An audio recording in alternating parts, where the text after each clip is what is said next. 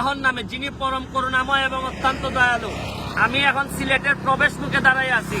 আমি আপনাদেরকে একটা কথা বলতে চাই। গতকালকে আমি টুঙ্গিপাড়ায় বঙ্গবন্ধুর মাজারে ফুল দিতে গিয়েছিলাম।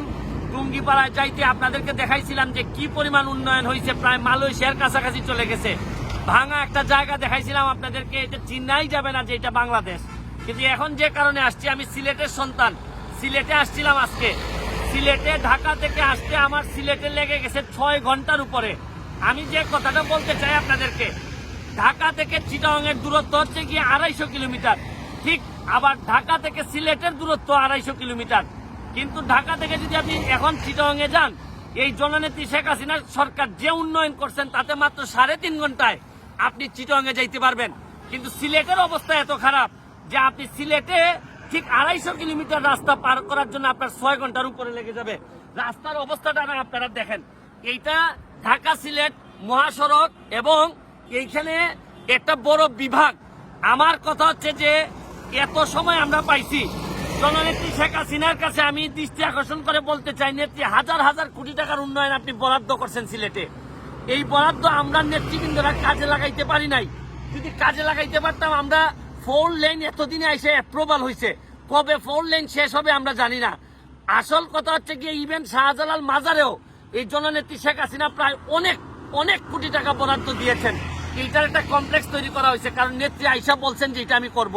কিন্তু আমরা জননেত্রীর কাছে তুলে ধরতে পারি নাই।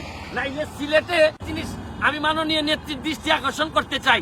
দেখেন, আমরা সিলেটের মধ্যে আমরা উন্নয়ন মানুষের দেখাইতে ব্যর্থ হয়েছি। আপনি হাজার হাজার কোটি টাকার অনুদান দিয়েছেন। আমরা ব্যর্থ হওয়ার কারণেই অন্য একজন দলের লোক সিলেটের মেয়র হয়েছে। এটা আমাদের জন্য লজ্জার। সিলেটের মতো জায়গায় এত উন্নয়ন করার পরেও আমরা মানুষের সামনে তুলে ধরতে পারি নাই। কারণ মেইন যে রাস্তাটা, এই রাস্তাটা যদি আমার বিশ্বাস বঙ্গবন্ধু কন্যাকে বলা হইতো, বারবার যদি দেখানো হইতো, অবশ্যই উনি এক অর্ডারে এই রাস্তাটারে হয়তো 4 লেন করে দিতেন বহু আগেই। আমরা অনেকেই আসছি, কিন্তু এটা আমাদের ব্যর্থতা। আমি মাননীয় নেত্রীর দৃষ্টি আকর্ষণ করে বলতে চাই, আমাদের এই ব্যর্থতা এখন আর সামনে যাওয়ার সময়। আপনি দেখেন, পদ্মা সেতু হয়ে যাওয়ার পর দক্ষিণাঞ্চল হয়ে যাবে মালয়েশিয়ার মতো। অর্থনীতি অনেক ডেভেলপ হয়ে যাচ্ছে। চিটাগাং হয়ে যাচ্ছে অর্থনীতি ডেভেলপ। মাত্র 3.5 ঘন্টায় আমরা এখন চিটাগাং যাইতে পারি। ময়মনসিংহে 4 লেনের কাজ শেষ। আমরা সিলেট বিভাগটা এত অবহেলিত এইভাবে থাকতে পারি না।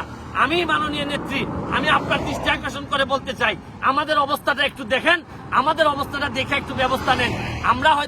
আমরা যারা আছি তারা আঞ্চলিক চিন্তা করতেছি, সিলেটের চিন্তা হয়তো আমরা বেশিরভাগ লোক করি নাই।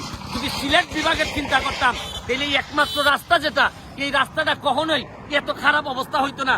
আপনি এমনিতেই তো 2 লেন এটা, তারপর রাস্তার অবস্থা এতই খারাপ যে আপনি ভালো করে চলতেই পারবেন না। অসংখ্য জায়গায় ভাঙা। আপনি একটু দাঁড়িয়ে বুঝতে পারবেন যে কিভাবে এত রিস্ক নিয়ে এত গাড়ি ঘোড়া চলাচল করে, এত ব্যস্ততম শহর এটা।